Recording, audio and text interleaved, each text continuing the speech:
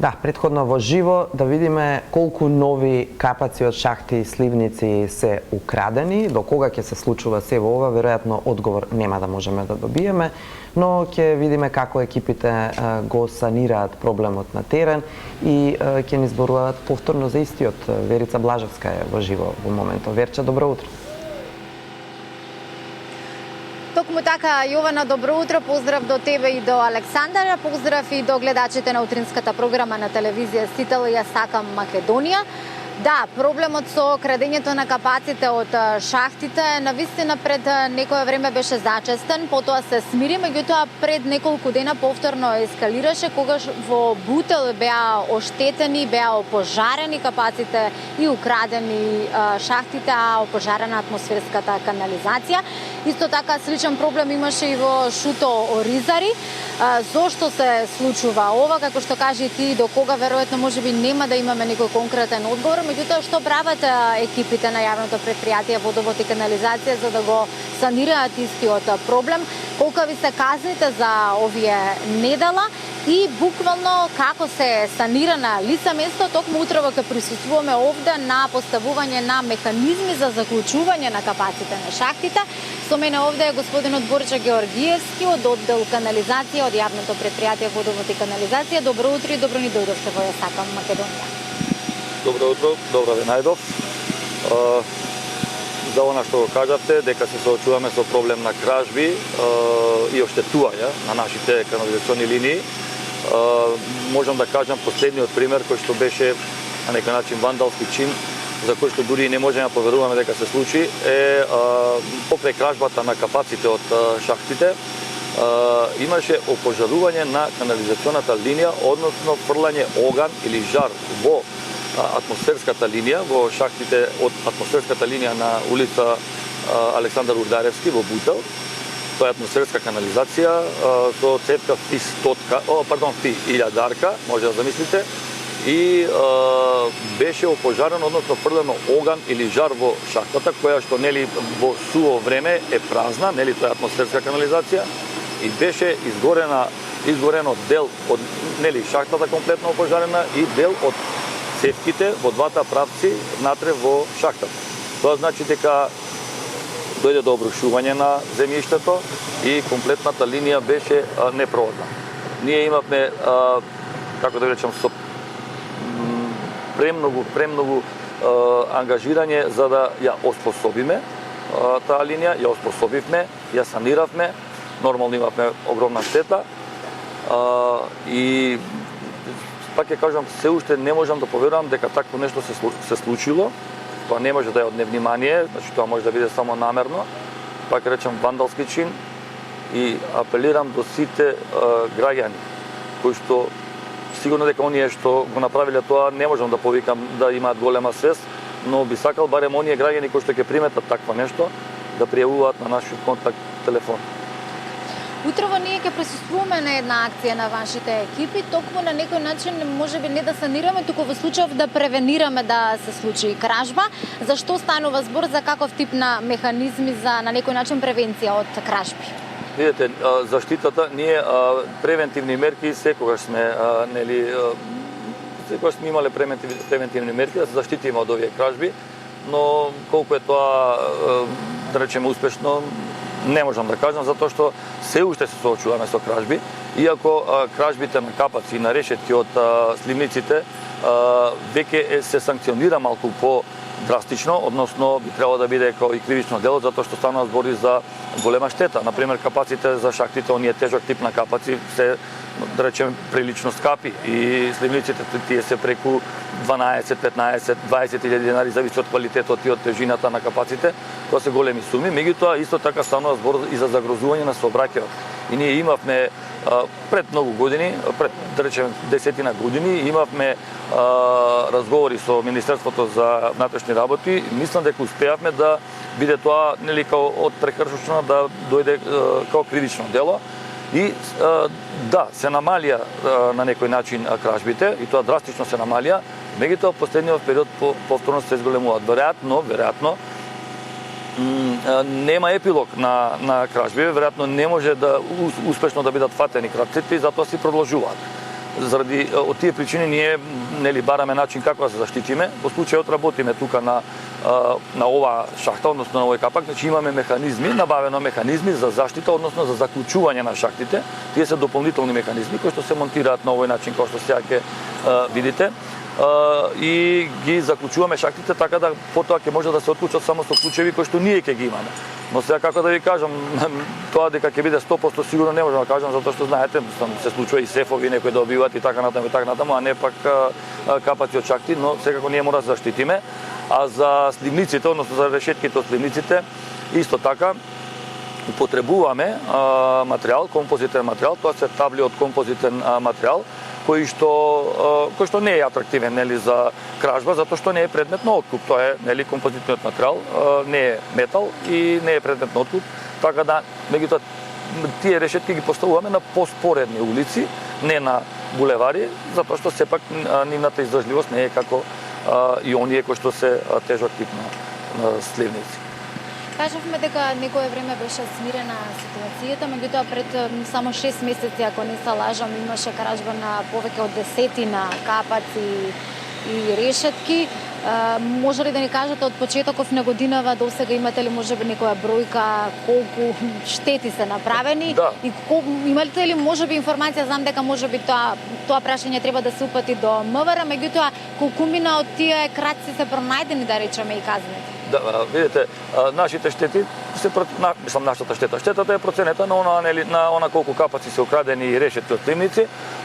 Украдени се, да речеме, од почетокот на годината негде околу 40 на капаци и негде околу 70 и нешто решетки од сливници.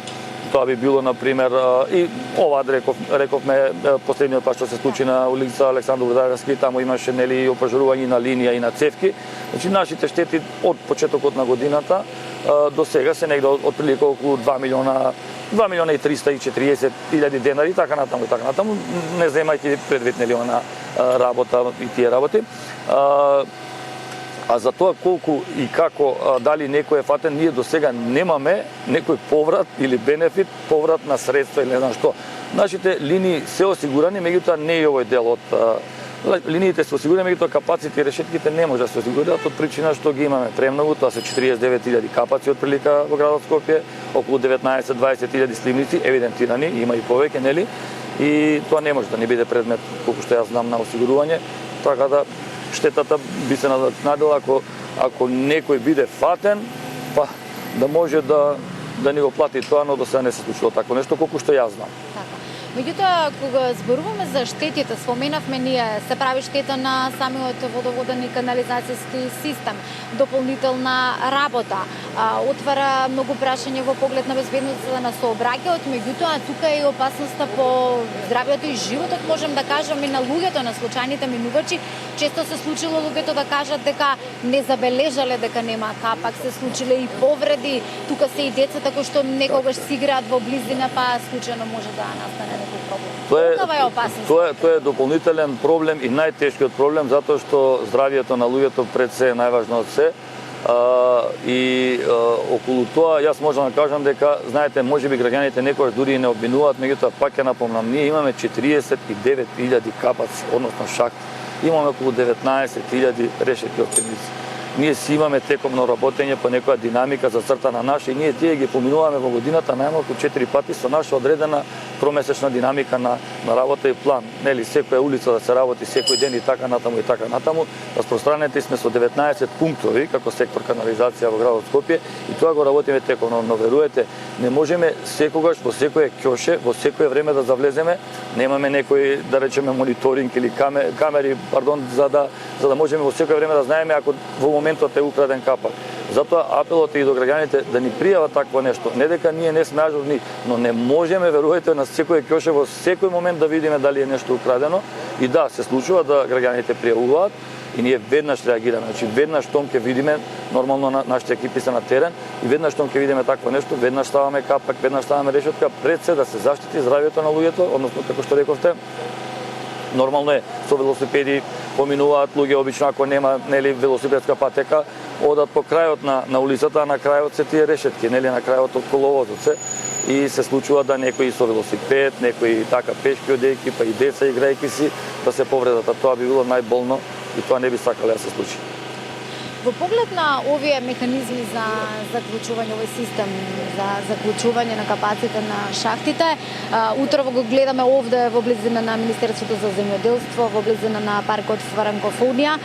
Меѓутоа, кажете ми, каков е планот во поглед на ова? Ова е вонредна активност, редовна активност, што планирате во однос на овие механизми, одобрени се тие ќе бидат поставени? Знам дека имате вие многу, сега кажавте бројката на оние шахти и сливници, меѓутоа што во поглед на тоа, ако е ова единственото можеби решение да се заштитат? Ние рековме сега ова го работиме со одредена динамика, значи веќе се набавени овие механизми и ние сега секојдневно ги монтираме, ги поставуваме. Нормално ги одбираме оние места кои што се најударни, онаму каде што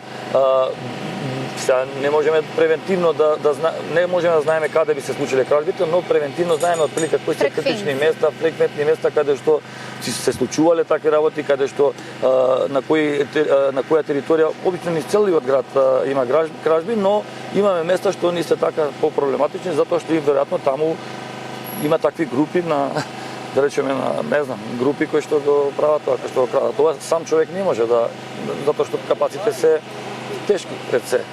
Ако се квалитетни, ако се тешки, зависно од тоа каде, на која улица, како се поставени, тие се тешки, така да еден човек не може да ни крене, дури двајца не може да ни кренат, ако го украде цел капак. Но некаде, знаеме каде што има така по-проблематични места, ги заклучуваме. Така. Немаме уште многу време, на самиот крај би прашала во поглед на овој период, можеби лето, со какви други проблеми се решили проблемот накратко само со дивите преклучоци на вода? Видете, од аспект на фекалната канализација и атмосферската канализација, значи проблемите се запушувањата, секогаш. Когато сега, да речеме летно време, можеби зимно време и било како запушување некое, можеби нема да се почувствува. Меѓутоа летно време, а и кога има промена на притисокот воздушен, се шири, миризба голема ако дојде до запушување. Запушувањето не доаѓа само од себе. Нормално дека ние како граѓани, сега велам, како граѓани треба да поведеме малку повеќе сметка за што и како фрламе во канализационите линии. Уствари ние не треба ништо да фрламе во канализационите линии, затоа што тие се предвидени да ги абсорбираат, односно да ги одведат урбаните отпадни води, фекалните, да речеме, од кујните и од купатилата, кои што ги користиме. Нормално атмосферската линија си е од дождовите и така натаму. Апелирам, ништо да не се фрла во канализационата линија, затоа што самите придонесуваме за запушување она што ќе ни донесе штета и финансиска штета и нормално загрозување на здравјето. Значи ништо во линијата да не се фрла, исклучиво, поготово не влажни марамчиња. Значи тоа да се фрла во корпата за отпадоци. Тоа доведува до најголемо запушување. Ви благодарам, господине Боршо, што утрово вие заедно со вашите екипи бевте овде на терен, на некој начин заедно со нас, а ние заедно со вас, за да можеме на гледачите на Ја сакам Македонија да им прикажеме, да им кажеме што е оно што се случува во моментов, со какви проблеми вие се соочувате, а да можете и да видите како изгледа можеби една интервенција. Ви благодарам за времето и разговорот. Од она што можевме да го, колеги, да го можеби да го запомниме или да го заклучиме од овие минути на нас, дека всушност треба малку повеќе да се работи на кривање на јавната свест. Всушност апелите некако да стигнат до луѓето, до граѓаните, до народот, ако можам да кажам, за да на некој начин бидеме малку самосвесни, да внимаваме, затоа што се она што на некој начин го правиме, мутре ни се враќа нам и на нашите блиски, на генерациите, а се тоа е на штета на животната средина, околина, па и на штета на нашето здравје. Ова беше второто и последно јавување за денешното издание на Ја сакам Македонија.